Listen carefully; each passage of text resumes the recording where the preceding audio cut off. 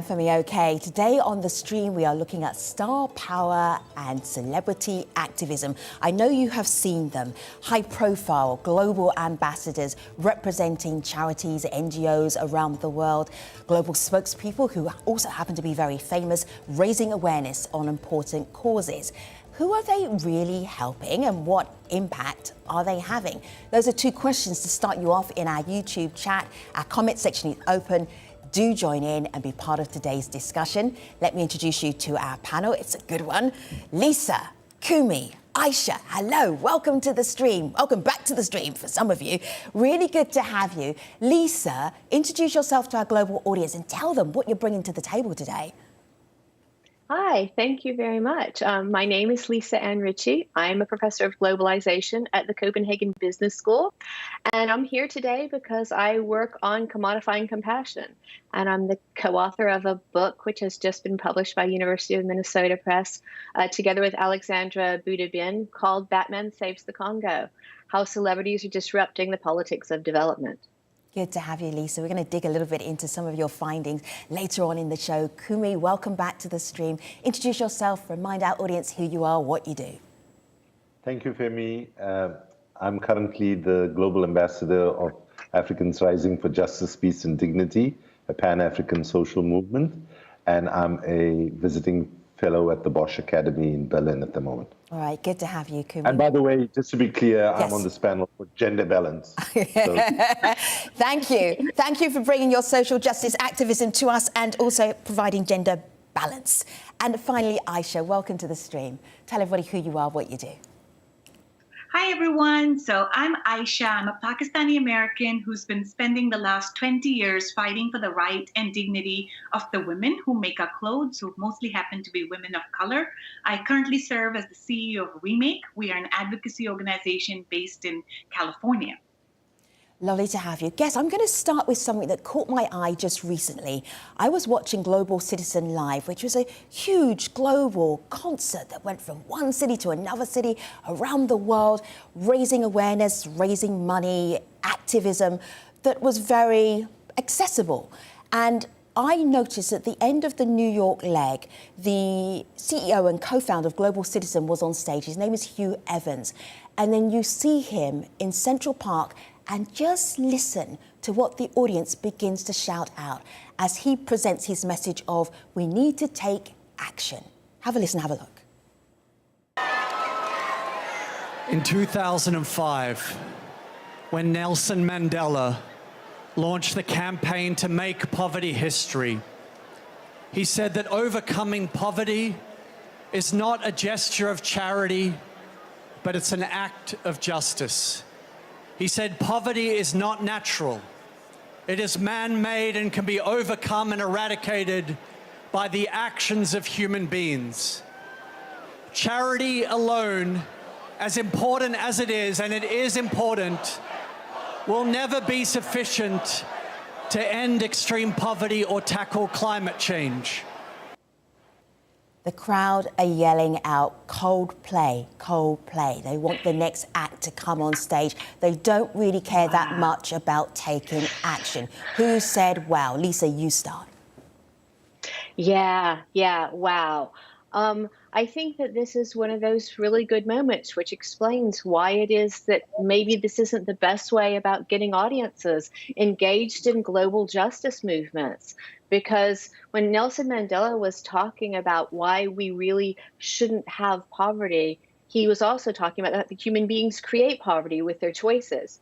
And it's really hard for us to actually accept that. And it's hard to get people sort of to get onto that message. And so probably they just wanted to do something fun and listen to Coldplay.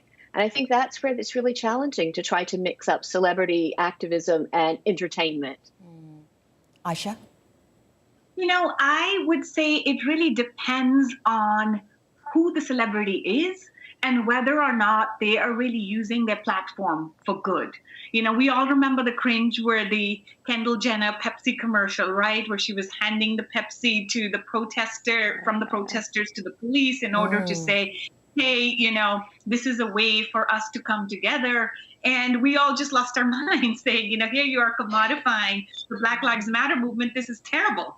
And so that's an example of a fail, right? But we are just coming off a victory. The Garment Worker Protection Act here in California, which assures garment workers make a minimum wage. And we had some incredibly thoughtful celebrities, supermodel Amber Valletta, actress Robin Wright, who lent her support to our campaign. And I have to tell you, that was critical in our win. It helped us galvanize more citizens. It helped us reach policymakers. So I would say it really depends. This blanket statement of celebrities should never get involved. Frankly, for us, we sometimes need the star power of celebrities to change cultural narratives. Yeah. Can I just jump in? It's amazing that Robin Wright was doing that work for you, because, some of the interviews that I did with humanitarian and development workers in Kinshasa in the Democratic Republic of Congo, actually, some of them pointed to her in particular because she has this organization where she sells like $200 pajamas for women in Eastern Congo called Pour les Femmes. And one of the humanitarian workers actually said, we have a quote in our book, basically, that Robin Wright made a big deal out of something she knows absolutely nothing about. Actually, if she came here to the Congo, she'd probably get stoned. Kumi, weigh in. Well, I was moved by the example because I was the chair of that global Make Poverty History campaign, which was called the Global Call to Action Against Poverty. And I, together with Nelson Mandela, launched that campaign in London in Trafalgar Square in early January. And let me just tell you our perspective in engaging with celebrities. It was based on what Aisha basically said, which is that we have a media environment that is stacked against us. It is so difficult for us to get our narratives into the mainstream media. However, there are, as Lisa points out, several risks involved. And I think it's a question of finding the right balance between how we actually engage and what kind of sort of parameters we put to it. Because the term that we used, by the way, in 2005, because we had challenges in the way that celebrities engage with us. And in fact, at that time, we were saying we need to be guarding against a problem of celebrocracy. And celebrocracy is the domination of public space by celebrities. On the other hand, though, let's be clear. We got a massive communication challenge. How do we get our message across to the largest number of people in the shortest space of time? And whether we like it or not, celebrities have access to public opinion and are able to shift people. But then we don't want situations where, for example, a company is supporting LGBTIQ issues. I'm so glad you said that, Kumi. It's almost like you read our mind here on the stream. Yeah, finish up. Go ahead. Yeah, but I would just go ahead. Then, let me just finish. But then are producing those sort of the clothing and the branding and so on. Rainbow washing. Where LGBTIQ people are murdered and killed for their choice of sexual orientation. So while we can't be black and white about this, I think we need to put some clear guidelines that regulate or guide how celebrities engage. Yes, if I may just intervene just for a moment, Aisha, because I'm just going to bring in a point that Kumi raised, and I want to introduce into the conversation David Bishop. He talks about rainbow washing. In June, the month of June is Pride Month around the world, and how companies leap on it and say, yes, we celebrate Pride, we support Pride, but then their actual policies do not. This is what David had to say about that. I'm a very fortunate person. I've been lucky and blessed enough to be very successful in ways that I've always wanted as an actor, a writer, director, and so on. But I got to a point where I felt like I'm living this kind of vacuous life. I'm just living for myself. I'm chasing some idea or some goal. But I didn't know what my values were. I didn't know what I was contributing to the world. I was reading about the violence in Western Sudan, and it said some 300,000 deaths in Darfur are dwarfed only by the 5 million deaths in Central Africa and the DRC. 5 million deaths? That's an unimaginable number. How could this have happened? How did I not know about it? Why doesn't everybody know about it? Why are we doing something? As you can tell, that was not David Bishop. That was an animation of Ben Affleck. We'll get to him in just a moment. Here, as promised, is David Bishop. I think that there's a lot of people that are not interested in the rainbow washing and the corporate appropriation of LGBTQ people, because they will throw up a rainbow in June and then, give hundreds of thousands of dollars or millions of dollars to organizations that, want us to strip our rights away. So I think a lot of people are over that. So where we find ourselves right now is in a place where celebrities look for causes, not all of them, where they can be connected together. So they use their platform and then they can help amplify a cause. Is there anything wrong with that, Lisa? Yeah, well, I think it's really important that we understand that it's not that celebrities just look for causes like that, that there's an entire industry that's developed in terms of celebrity liaison officers. The work of my colleague Dan Brockington actually includes a lot of interviews with these folks who work in the industry, whose entire job is to match large corporate NGOs together with celebrities and to get the right fit. And it's extremely scientific. You don't just go out and support a cause that you happen to like. Ben Affleck's a great example, but I know we'll get to him later.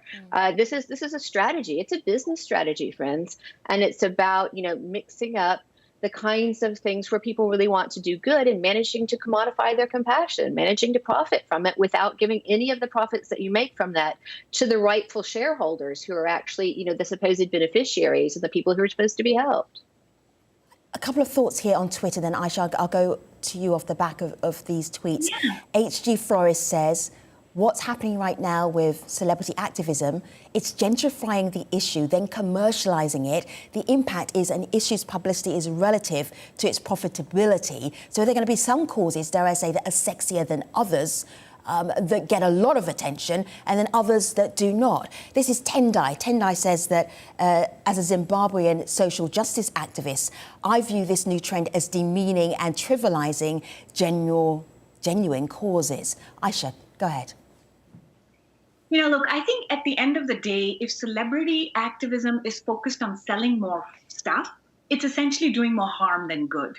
And so therein, I think, lies the conflict, right? When you think about LGBTQI, so much of the commodification is around brands wanting to just pump out product and for celebrities to lend their name to make more money. And that's where I think it becomes very dangerous, right? It's a big yikes. I think similarly, we all remember when Nike announced that Kaepernick was going to be their spokesperson and America was split in two camps, right? There was those who were like, oh my God, because of this, we're never going to buy Nike. And then folks were like, now we're going to buy Nike, and Nike's shares started soaring. The thing is, Nike has a history of preying on Black and brown communities, not just to sell their product, but also how their product is made. And so similar to cultural appropriation, when you've got celebrities endorsing or giving their message to a big brand that's clearly appropriating a social movement for clever advertising, that's very problematic. I think that sort of shallow marketing and commodification of social movements is what we need to stay away from. But the earlier example that I gave you, which was a worker-led piece of legislation where the frontline worker communities are the ones that demanded the living wage, and then you had celebrities with fact-check data using their platforms to lend their support, that sort of solidarity is really critical. And so I think the win-win here is when influencers and celebrities are allies to campaigns that are really rooted in solutions for the communities they profess to help. Kumi, go ahead. Well, I think the biggest problem, the biggest disease we have in the world right now is not COVID, but a disease that we could call affluenza. Affluenza is a pathological illness where people have been led to believe that a good, decent life comes from more and more material acquisition. So let me just be very clear. I believe celebrities are human beings. They are citizens, right, of the world. They have a right to participate in public life as anybody else has. However, when they use that relationship to sell products, to make profit, and to abuse that relationship, that's when, in fact, the violation of that right starts happening. So I have no illusions in my mind that right now, things are stacked against us in terms of us being able to get our message to the largest number of people in the shortest space of time, when the scientists tell us that we've got less than 10 years to get emissions to peak and start coming down, and where, in fact, this decade that we live in, which is, I would argue, the most consequential decade in humanity's history, and what we achieve in the next 10 years will determine what kind of future we have, or whether we will have a future at all. When the stakes are that high, right, I think it is appropriate for us to recognize that we are never going to be able to fashion a politics that is going to be perfect and idealistic. We're going to have to make some sort of, I don't want to use the word compromise, but say some sort of adjustments in our strategy. Compromise. Compromise is the right word.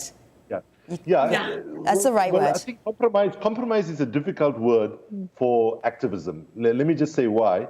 Because you cannot compromise on values. You cannot compromise on the right that people have to choose their own sexual orientation, or for women to have equality and so on.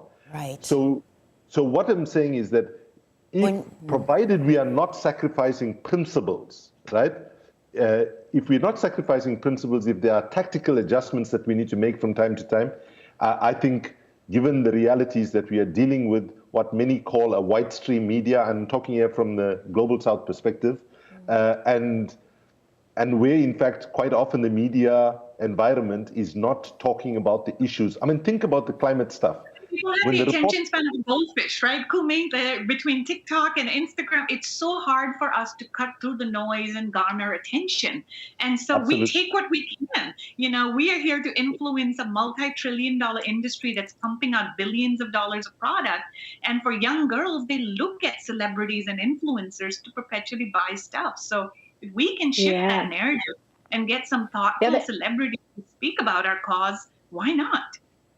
Well, absolutely. But I completely agree with what you're saying. But I also think we should remember, I mean, celebrities are the oligarchs of the attention economy. OK, they, as you both pointed out, really take it all. But the politics that they bring forth is this politics of authenticity, of, oh, how much we well-meaning, often white people in the Western parts of the world care about a particular cause and not about another cause. Lisa, I want to push you in a particular direction, because we saw Ben Affleck explaining how he wanted to be involved in the Eastern Congo because he read something and he had the money and he wanted to do something. Lisa, so I'm just going to push you in that direction, because now that I've shown everybody the animation, I want you to bring us full circle and explain what the challenge is when a celebrity says, I care about this, I've read about it, here's my money, and I'm super famous. What do you do? Yeah, what do you do? Yeah, absolutely. And that kind of Genesis story about how much we care is exactly the politics I was talking to you about. These politics of authenticity, not accountability. Okay, what we actually know from the research that we've done over years on the organization and Ben Affleck's involvement in the Democratic Republic of Congo is he didn't wake up one morning and read the newspaper and find out how terrible things were in the Democratic Republic of Congo. Okay, in 2006, he hired one of the world's best and most successful strategic consultancy firms. He interviewed a number of experts, including people that we also interviewed, to try to find him a good cause. And of course, he couldn't have South Sudan because George Clooney had already taken that. Oprah already had South Africa completely, under wraps. I mean, basically, he went cause shopping, as celebrities do at that level. And he hired, an extremely successful firm. It was about a business model. And then they wrote a really important story, which is very compelling. And I have no reason to believe that Ben Affleck doesn't care about Eastern Congo. Why would we think he's not a human being like the rest of us, who's also moved by the tragedies and difficulties in the world? Yet to convince ourselves that just because he cares, that makes him a particular authority to speak on behalf of the Congolese people is something that's a real problem. There were already plenty of organizations working for the Eastern Congo, including those led by Congolese. And we have statistics to show that unless those organizations had guerrillas or very horrific stories of sexual violence or a celebrity, they got almost no funding. And looking at the budget differences over a 5-year period is incredible. Yes, I want to play two videos for you and to get your instant reaction. Catherine Claire Higgins spoke to us a little bit earlier. She's a PhD candidate at the London School of Economics and Political Science. She was wrestling with this whole concept of celebrity activism. Are they helping or hurting? Here she is. The main thing that a celebrity can bring to the table of a social justice movement is visibility. And of course, it's important not to misrecognize that visibility as actual social change. At the same time, however, I think it's also important not to be too automatically dismissive of celebrities who speak out about social justice causes. Not because celebrities should be at the front of our social justice movements, they shouldn't, and I think it's obvious to most people that they shouldn't, but because the way that we tend to dismiss celebrities by accusing them of virtue signaling or clout chasing or being otherwise self-interested, these are the exact same allegations that we then see far-right groups and other regressive political projects repurposing against all people involved in social justice, whether they're celebrities or not. So yes, skepticism is essential, but we can be skeptical in a way that doesn't contribute to a rhetoric that tries to break progressive solidarity. Oh, so it's such a grey area, and Kumi, you really have addressed that in the last 25 minutes, and Aisha and Lisa. Let me show you everybody, guests and also our audience. Kumi Naido on Twitter, this is him. Activists speaking truth to power, continuing to reflect right act for justice. All right, that's Kumi, a real life proper activist from when he was a teenager. And then we have The Activist, the CBS network special. Aisha is holding her head. She's like face palming. This is a terrible idea, according to most of the population. The idea was that you voted on the activist of your choice. It was gamifying activism. It got such a horrific reaction that they've now turned it into a documentary about activists. So all of us are leaning in to see how that's going to turn out. But when we spoke to Adam a little bit earlier, he said, well, this is just the natural progression of how we're commodifying celebrity and activism. Here is Adam, and then Kumi immediately react off the back of it, just very briefly. As far as a show like The Activist, I was not particularly offended by it. In fact, I was actually weirdly excited for it because I thought it actually demystified the essential nature of what activism is in a late capitalist state. It was showing us very clearly that activism is just another form of branding, of marketing. It poses no threat to the existing relations of a capitalist state. And at this point in the development of our economy, I don't even think activism can overcome short-term contradictions or even really achieve policy goals. Well, therein lies the clarity, right? If you are going to be using your visibility to continue to advance an unjust economic system, right, and push overconsumption, then you've lost the plot, right? However, I am persuaded by this reality that if we need to be in terms of how many people we've mobilized, how much of consciousness there is, how many people understand that we are losing, not the planet, we're losing the right of humanity to exist on this planet as a result of climate, then we have to embrace a range of energies that can help us communicate. So I would make an appeal to people who are celebrities. You have a role to play as human beings, as citizens, like any one of us. You cannot imagine that having not been involved at all, suddenly you are the leader of some social movement. Okay. You need to use it to support people, ensure that you are not over-exercising your influence and presence, and take your leadership from movements. There is a problem with a fair amount of celebrities getting ahead of movements. And let me just say that I've got good experience of African celebrities. Thank you, Kumi. All right, thank you, Kumi. Thank you, Lisa. Thank you, Aisha. We can obviously talk about celebrities and activism all day long, but I don't have all day long. Thank you so much for your tweets and your YouTube thoughts as well. I'm going to leave you with a song that was written in 1985 by Michael Jackson and Lionel Richie. It was the biggest charity record ever. It has garnered $163 million, more than that, for charity. I will leave you with We Are the World. Thanks for watching, everybody.